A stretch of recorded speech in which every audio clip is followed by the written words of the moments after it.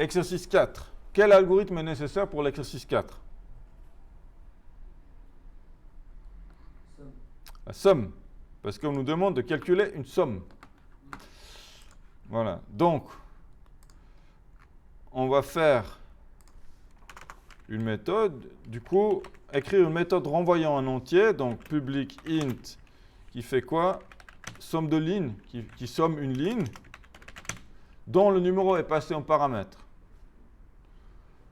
Donc, on va dire indice ligne.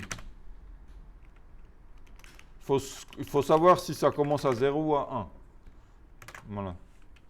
On va dire ça commence, l'indice pour la première ligne, on va mettre 0. On va faire un indice à 0. Donc, comment je fais la somme de cette première ligne? L'algorithme de somme, il marche comment? J'initialise mon total à 0. À la fin, je vais retourner le total. Ça, c'est le début et la fin de l'algorithme sont comme ça. Au milieu, je fais quoi? Une boucle, exact. Et je fais une boucle sur quoi?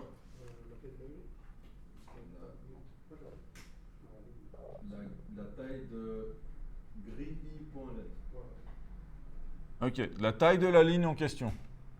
Donc la taille de la ligne en question, c'est gris i, ça me donne la bonne ligne, point length. Ou alors je prends taille Sudoku là, parce que voilà. Ça c'est plus simple. Par contre, ça marche aussi si vous n'avez pas la constante. Donc c'est beaucoup plus flexible. C'est beaucoup plus puissant en termes de nombre de cas que ça peut gérer. Ça marchera pour toutes les grilles. Et celle-là, elle marche que pour cet exercice-là. Ok, donc après on fait quoi? Somme, ben j'incrémente le total, enfin j'ajoute à mon total, j'ajoute quoi? Gris i. Et en deuxième élément, on met 0. 0, ok. Alors, attention, ici, ligne, elle est fixe. On nous a donné l'indice de ligne. Au lieu de 0, on peut marquer. Ok, le deuxième indice, c'est la ligne ou la colonne? C'est la colonne. Donc, si la ligne est donnée, je dois mettre l'indice ligne là. Du coup, mon i, c'est la colonne. Et si je ne veux pas avoir des i, j bizarres, soit je mets un j ici parce que je prends l'habitude que j, c'est toujours la colonne. Soit je marque col, par exemple. Donc ça, c'est très important. Il faut être au clair. Si on dit, on fait la somme de la ligne, ben on va parcourir la ligne, mais on ne va pas faire bouger la ligne. La ligne, elle est fixe. Donc dans les tableaux de D, il faut toujours vous dire, est-ce qu'il y a un index qui reste fixe ou pas? C'est comme ça que moi, en tout cas, je m'en sors. Parce que parfois, c'est très confus parce que quand on doit faire la somme de la ligne, on doit parcourir toutes les colonnes. Vous voyez, c'est un peu contre-intuitif. Et là, la ligne, elle vaut combien là? Ben, elle vaut rien, c'est un paramètre. Ouais, mais pourquoi elle vaut rien? Parce que pour l'instant, on n'a pas mis de valeur. En fait, c'est pas qu'il vaut rien, c'est qu'on n'a pas mis de valeur encore. On a mis un paramètre, donc c'est au moment où on appelle, on va mettre le paramètre. Et là, ils nous disent, d'ailleurs, dans la classe de test, appelez cette méthode pour chaque ligne de la grille et afficher les résultats. Donc là, on va faire quoi? On va faire une boucle. Une boucle sur chaque ligne de la grille. Donc, for i, int i, et puis comment je sais combien il y a de lignes? Grille.length.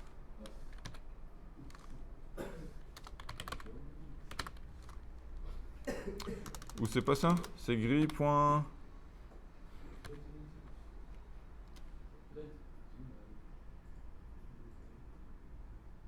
Ah, parce que c'est ma grille Sudoku. Ok, ben je peux lui demander la taille à la grille Sudoku. Ou alors je prends la constante. Vous voyez, je n'ai pas directement mon tableau ici, j'ai ma classe grille Sudoku. Donc elle n'a pas d'attribut length. Mais par contre, on a notre taille de grille ici. Donc je peux écrire grille Sudoku.taille grille. Et puis je fais quoi? Je print somme de la ligne plus i,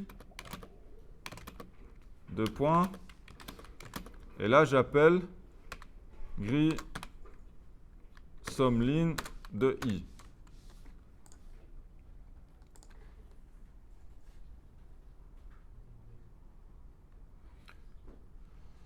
Alors, j'ai des erreurs. Donc, index 9 out of bound for length 9.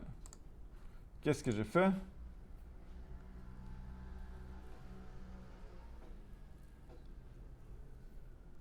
Quelqu'un voit l'erreur?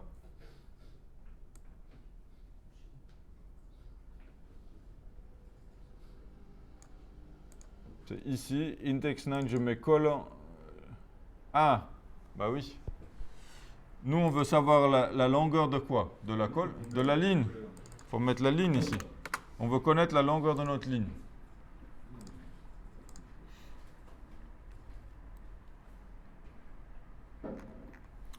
Donc, ici,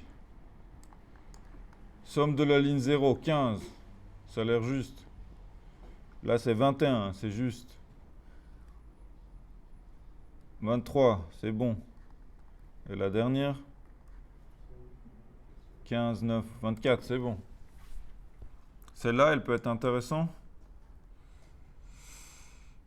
La ligne 7, ça fait 11 parce qu'on a 10, 15, moins 4, 11.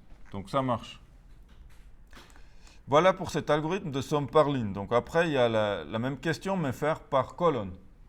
Il faudra ajuster. Il y a quelques adaptations à faire. C'est juste l'inverse, mais c'est un peu différent là, comment vous allez récupérer les longueurs. Et puis après, finalement, il y a une méthode qui doit vérifier que toutes les lignes et toutes les colonnes ont la bonne somme. Donc là, on va utiliser quel algorithme pour l'exercice 6? On va faire la somme de chaque colonne et la somme de chaque ligne. Et on va vérifier s'il y en a une qui ne vaut pas 45. Donc on va utiliser l'algorithme de somme à chaque fois pour chaque ligne et chaque colonne. Mais on va combiner cet algorithme de somme avec quel algorithme? Vérification. Vérification, mais ça veut dire quoi? C'est quoi comme algorithme de la vérification? On veut savoir s'il existe une ligne qui n'est pas égale à 45. Recherche. On va faire une recherche d'une colonne ou d'une ligne qui ne vaut pas 45, comme on avait fait pour les autres. Vous voyez, pour savoir s'il y avait une valeur impossible, etc.